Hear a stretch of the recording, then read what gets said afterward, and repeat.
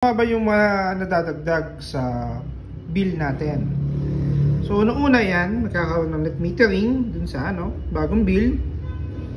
At syempre, yung import tsaka export. Yan yung kinuha mo sa distribution utility. Ito naman sa export. Yung naibalik natin sa grid. Binibili niya yan na 6.97. So, ayan. And syempre, magkakaroon ng ganyan, your net metering program. So, ayan.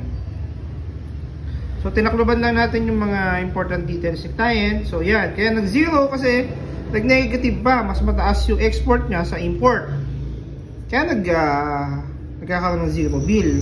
Pero kung tutusin mo, dapat naka-negative yan. Pero, hindi magbabalik sa atin ng pera si Meralco, no? Ma-apply lang siya as credits.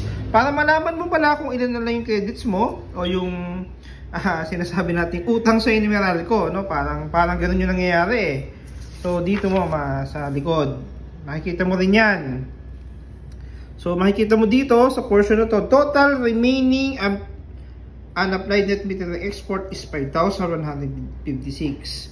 So naipon niya na client natin for the past 6 months.